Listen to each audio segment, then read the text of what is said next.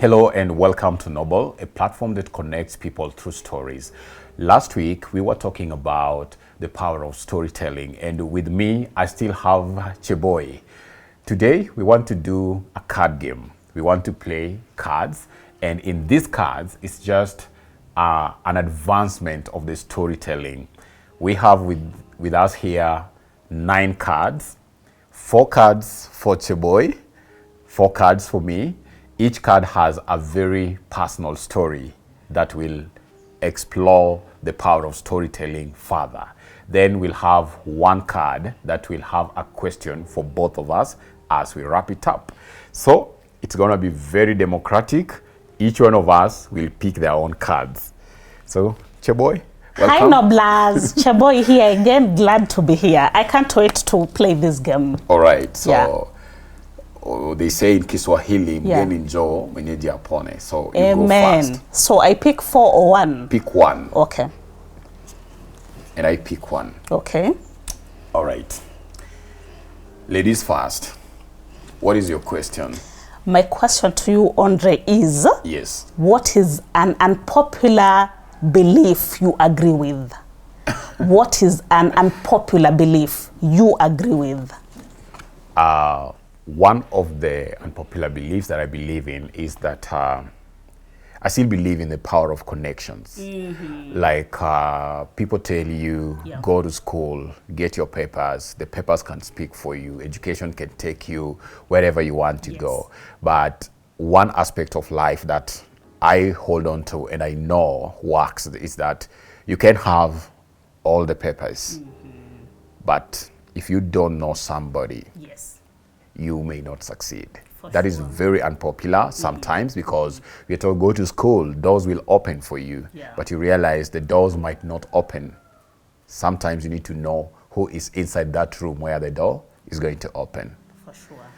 Now, on you, growing up, what was your biggest hurdle? Damn. Yes. Growing up, what was your biggest hurdle? I can say I was a very talkative, very bubbly, very energetic kid. So I can say one of my biggest hurdle was knowing when to shut up, knowing when to stay calm. Like, how can I stay calm?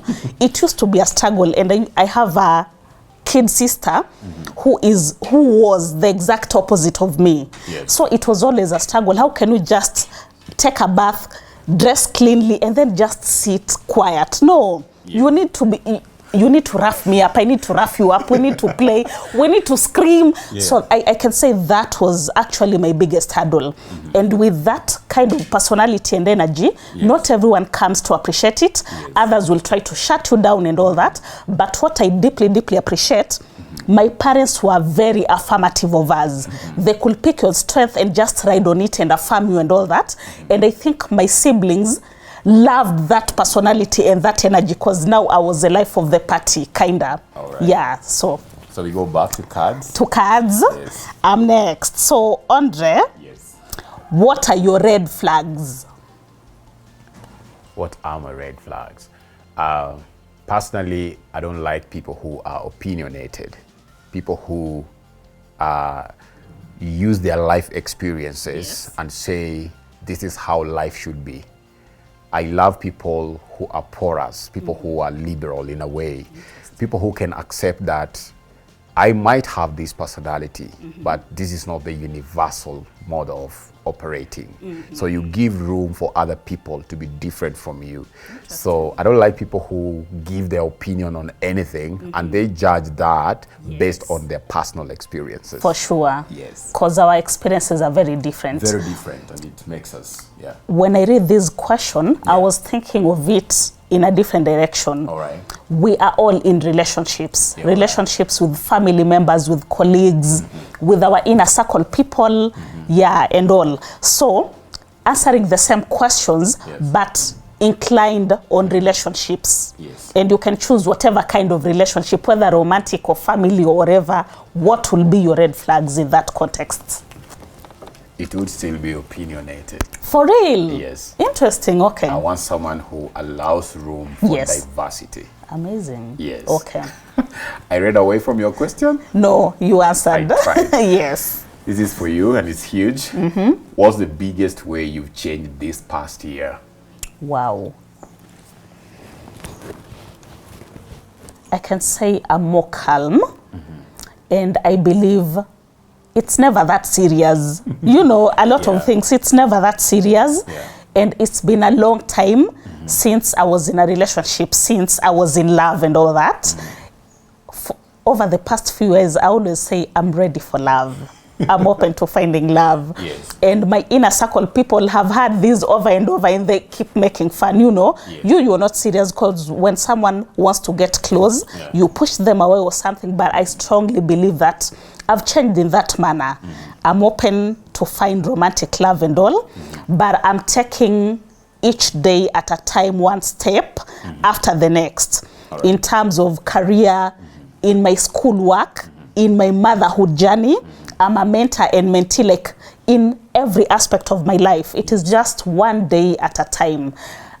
Some time back, I used to fuss over everything, and I wanted everything to be perfect. But everything will never be just black and white. So I've changed in that I'm more accepting of myself, more loving, and giving myself more permission to fail and to just be. Wow. Yep. So, dear Noblers, you've had Chebo is looking for something. Let's pick the next cards. Pass. So, next question for you, my leader. Yes. When were you last vulnerable to someone? And vulnerability is a big word, yeah? Yes. And it is relative. So I'm very interested to know, when were you last vulnerable to someone? All right. Yes. When was I last vulnerable? I lost my mother 1 year ago. Yes. That is 2021. Sorry about that. I lost my mom. Yeah. And if there is something I've never talked about, was how that whole experience made me feel. Yeah. So for a whole year, I kind of just, didn't want to talk about it. I didn't want to share with anybody how that experience was for me and all that. So for once, I had a conversation with a friend who had also just lost the mother. And somehow I wanted to share with him how it feels, because I had someone come to me and tell me, you never heal from the loss of a mother. For sure. So my friend lost his mom, and I also wanted to give him the same. And in the process, I found myself being so vulnerable, telling him how it felt. And I realized this was the very first time I was talking about how I felt, and we both got so teary on phone. So for me, I think that was the last time I got so vulnerable to somebody. Yes. And just accepting to be vulnerable, or giving yourself permission, I think, Pia, it sets you on a journey to heal. Because when you talk about the difficult moments, the pain drops off slowly, bit by bit, and then, finally. Then you get to a point where you can powerfully or strongly tell your story. Absolutely, for sure. Here is for you. Where do you get peace? Yeah. I get peace from my family members, from my friends, and lately from my colleagues. I'm so thankful to God for the beautiful family that I have. Yes. My mom, my dad, my siblings, we are really, really close-knit. My inner circle people, my mentors, mentees, very close friends. My cheerleaders, they call me out and all that. That is where I find peace. When I'm struggling with something, I won't shy away from sharing, because they listen to what I'm going through without judgment. They will try give suggestions on how to navigate or something. My colleagues are beautiful, amazing people. There are people, when I can't do something, I will walk to someone and say, Andre, I need your help with this. Could you guide me, or something of the sort? But I can say, most importantly, my daughter Shalom. Wow. She is one beautiful person. And in as much as I parent her, she parents me big time. And she's my safe space. When I feel down, when I feel almost giving up, discouraged, when I talk to her, she gives me some energy, some hope, or something of the sort. So that is where I get peace. Back to the cards. Yes, back to the cards. And a question for you. Yes. What traits did your parents pass on to you that you're actively trying to change? What traits did your parents pass on to you that you're actively trying to change? Big one. Yeah, this big. First of all, I have to say that I was this kid who used to admire a different kind of life from what we had. Yeah. I grew up in Madare slums. Yes. And if there is one thing I always wanted was to have a bike. Yeah. So I kept really telling my daddy all the time I needed a bike. Yes. But daddy would say, you need a book. You need to get a book. Yeah. Or something of that sort. Yes, And yes. sometimes, of course, he bought a book. I remember one time he actually bought me a book, the new comprehensive primary English for class 6, Yes. I remember. And the book didn't really give me didn't quench my thirst, didn't really satisfy me. It's not what I wanted. Yeah. So I have many instances Yeah. that I told my dad, I need this, or I'm looking for this, or even when we're going to buy shoes, Yes. he will not go for the a quality shoe. Let me say quality shoe. We'd have to look for maybe second-hand shoes and stuff like that. So he made me know that these are very expensive. It is not for us. You have to, if you're going for something, you have to really look for the cheapest, because cheap is affordable. That is what is ours. Damn. So for a very long time, I shy off from buying something that is really quality or very expensive, like shoes and everything. Yes. So I realized that even in my adulthood, I imagine somebody buying like a shoe for 4,000 shillings, and I'm like, how can you buy a shoe for that amount? So it was like the scarcity mentality that was inculcated in me. Yeah. And right now, many times I still catch myself when I try to have those tendencies. Yeah. So I say, can you afford it? Yeah. And can you work for it? So I say, I'm gonna work for it. Yes. And once I know deliberately I am working to get this, or I'm budgeting for this at the end of the month, I'm gonna go for it, whether it is expensive or not, because I set myself to buy it, So that scarcity mentality, many times, even now, I still catch myself, I have to catch myself when I think in that way. So that is one trait I think that was passed to me, and I am struggling still to change it, believing that you can get what is quality. That is very, very powerful, and I believe a lot of people have that trait passed on to them. So you find, like, as a lady, I will choose to go to the streets to buy shoes worth 200 that I will wear maybe once and they will serve me no more, instead of buying one pair that goes for 5K and serve me for 5 years. Yes. That's powerful. Thanks for sharing that. All right, last question here for you. Yep. If you could change one thing about how this life has gone down, what would it be? Oh, damn. Just one thing that you could change about how this life has gone down. It got personal. It got personal. Ebu, repeat that question again. If you could change one thing about how this life has gone down, what is that? Inequality in education. I love kids. Yes. I love the power of education. My dad always told us, education is the only equalizer. I come from a humble background, so we didn't afford a lot of things most of the time. But he used to tell us, when you study hard, when you work hard in school, you will get to own the things you admired or wanted. You will be able to take care of your people. You will be able to afford anything you ever want. But I realize there is always inequality in education in this life that is going down. And I can give you an example. Students who study in urban areas have very many privileges that students who study in the rural areas do not have. Yeah. You will find they don't have desks or lockers. They sit down, and then they don't have a library. You will find that high schoolers will walk into a laboratory. Yes. First time during KCSE, you've never seen a Bansel banner. Yeah. How will you even operate it? So that inequality in education, I will change how that is going down. I will ensure that, you know, all kids have equal education and equal opportunities that will just propel them in life. Yeah. Yeah, and that's so strong and very powerful, because I've had experience of teaching in different schools. I've been to Agoro Sari High School that is really equipped. Students are, the culture, the school culture was very, very good. There's respect among students, the commitment from teachers. The school itself invests in getting young and vibrant and, you know, committed young people who can go there and teach the students the proper way. Yes.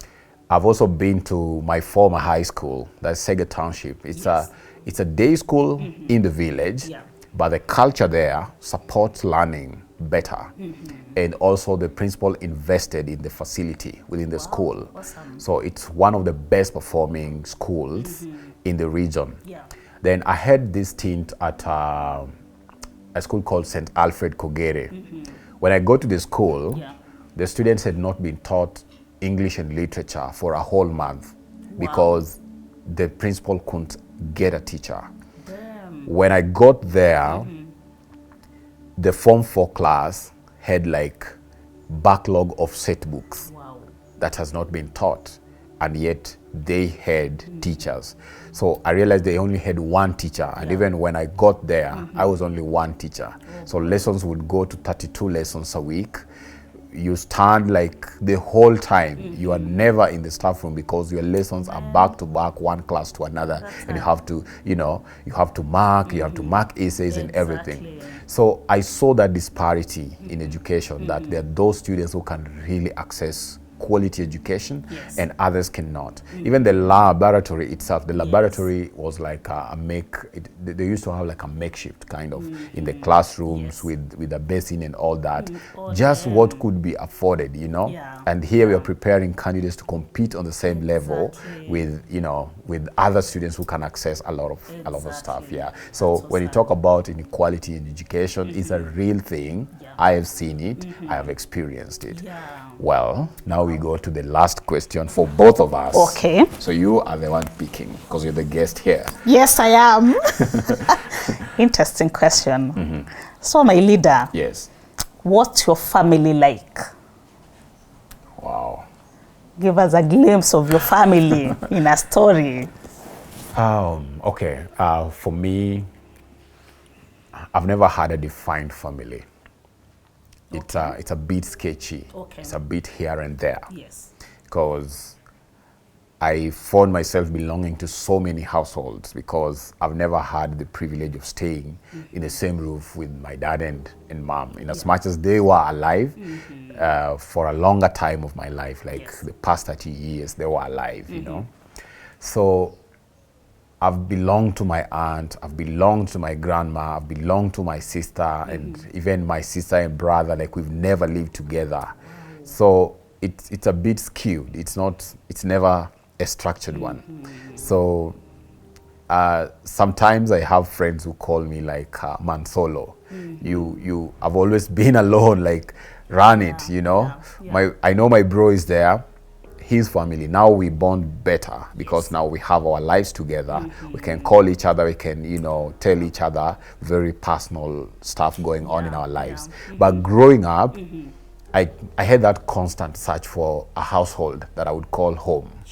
And I found myself in this household to another household to, you know, until it got to a point where now I'm even staying with my dad, but I'm not staying in the same house, same roof with him. It's only me going there, maybe look for money for lunch, for supper, whatever it is, then I go my way. So the idea of family for me, it's that undefined, like it's here and it's there, you know. Yeah. Oh, damn. Listening to that, I realize what privilege I had that maybe I just took for granted, having mom, dad, and my siblings around. So how I can define my family, how it is like, or how it was like, it was amazing to have both parents and my siblings, you know, living together. Yeah. But most times, after maybe 7 years, when I was 7 years, my dad started getting transfers to different parts of, you know, Kenya to work there. He was in the judiciary. And one place he was transferred to that we won't move with him as a family was Lodwar. I understood that it was a hardship area. Food was scarce, you know, vegetables, fruits had to come by. And my mom had a conversation with him and told him, when you get a transfer, I won't be moving with you anymore. I love where we have settled. I will stay with the kids and then you can come and visit.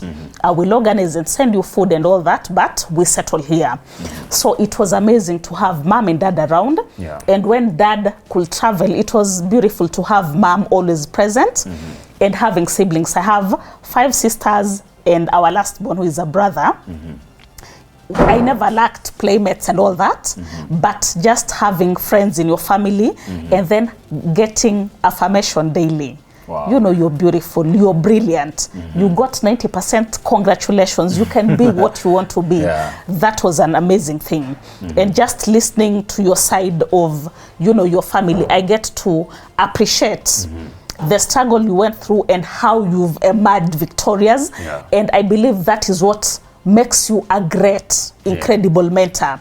Because when you get a kid who is going through a similar thing, you've been there, you've experienced that, you nurture them and guide them in a very beautiful way. And I celebrate you for that, my leader. Wow. Yeah. Thank you so much. So that was a noble narrative. We've had a session on storytelling. Of course, we played the game Ask, and we've asked very personal questions. So Ask is a game, right? Yes, you can tell us a little bit about it. I love the game Ask. It was sold to me by a friend called Uber, and it is produced by a Kenyan young lady. I don't know the name of the producer, but a very close acquaintance to her called Uber sells them. And it only goes for 2K. So if you want to get to know someone better, they launched 2 more games where maybe you're in a romantic relationship, maybe you're married, maybe you're dating, and you just want to get another person's perspective or get to understand them better, you can play the game. When you want to know your colleague better or a friend or, you know, people who assist you at home, a get man, you know, a house manager, you can play that with them and then you'll get to appreciate the journey they've lived in life. Wow. Yeah. That was all from The Power of Storytelling. We were so lucky to have Cheboy with us. Thank you. And we look forward to more. Thank you, Noblers.